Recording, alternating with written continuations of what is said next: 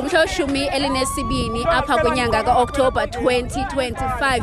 Yimini ke enkulu apha kule dolophu yaseMaxesibeni nanjengoko i-Athletic Club eyona inkulu XJ Club ithe yabeke i-hosted this big race kusuku lanamhlanje XJ Athletics Club race number 10 second edition ke kusuku lanamhlanje, nalapho kuthe ke imbaleki ezisuka kwindawo zonke zeliphondo leMpuma Koloni zabe zithabatha inxaxheba kolukhuphiswano. Nalapho ke kuthe kwabe phanga intsimbi yesixhenxe iyakhala impempe yokuqala basuka abo babengenele ukhuphiswano lwembaleki kumgama we-10 kilometers. So right now silapha kulommandla wasemaXesibeni across the multipurpose center nanjengoko kuqikunjelwa le second edition ye-XJ 10 Athletic Clubs race kusuku lanamhlanje ke mphulaphuli wenzo FM.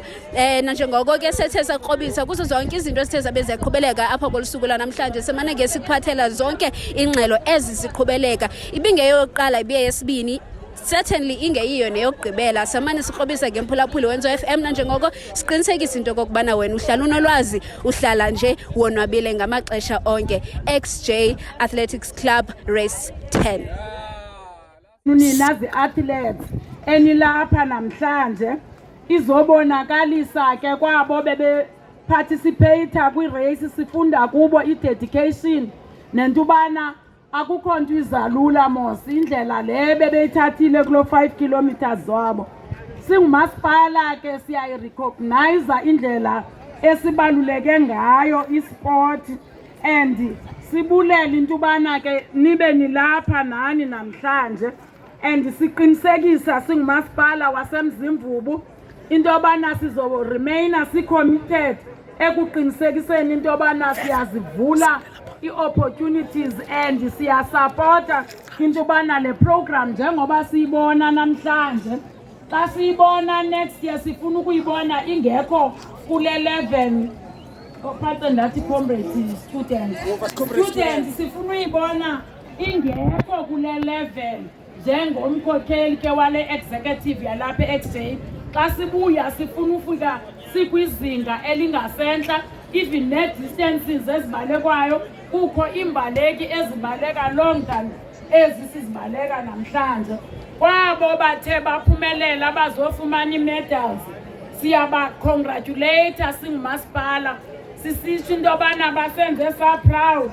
Ingaske ke ne-community yalapha ingancedisa ngoba kaloku ayiphelelanga nje kubeni bakuzonikezelwa i-medals.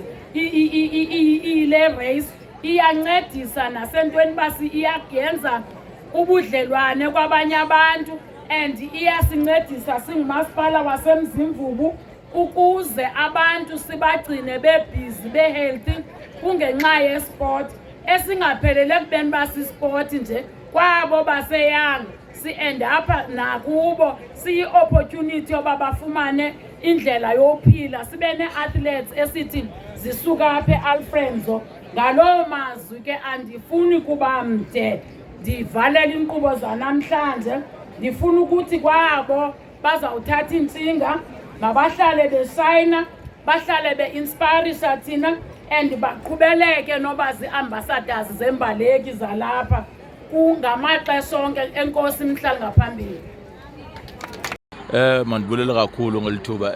I-race yethu namhlanje eyi-second edition ngokubona kwethu nendlela esizinikele ngayo kulungiseleleni noko ibe kwizinga elisenelisayo thina abaququzeleli balo mdlalo wanamhlanje. Izinga layo noko lenyukele kancinci kwi-first edition ebesinayo njengoba kwi-second edition le, and abantu baphume ngobuninzi, ii-clubs eziphuma ku-ultra nezisuka ngaphandle zisixhasile. Sibe nazo neembaleki ezisuka as far as Richmond, ezinye zisuka as far as Harding, abanye besuka as far as King Williamstown, ukubonisa nje uthando lwesport because abona abantu basuka kude bezela 10 kilometers. It's not just running but it's building a friendship ne development in general. Now ngakwendlela i-turn out esiyibona ngayo definitely beninayo i-vision especially into edibene nokuphuhlisa uqoqosho lwalapha emaXesibeni. Would you say into kokubana ifikelele kulo mgangatho benuhalela also zeziphi ezinye izinto esingazilindela kwi-3rd edition? Into endingayibalula ukuthi xa sine-event definitely izoba nayo i-positive impact kwinto ene-local economy kuba abantu bayathenga izinto from i-hawkers from Mount Elif, iivenkile zalapha, abalalayo basuka kude basebenzisa i-hospitalities ne-B&Bs zalapha. So kwicala loqoqosho i-race yethu ine-impact kakhulu. Ekujongeni ke kwixesha elizayo noko siyayiconsiderisha into yokubana mhlawumbe singabi sabinayo 10 kilometers kodwa soxoxa ndigqibi kwelo cala angakhona u-10 abantu ngabo abafuna u-21 kilometers distance.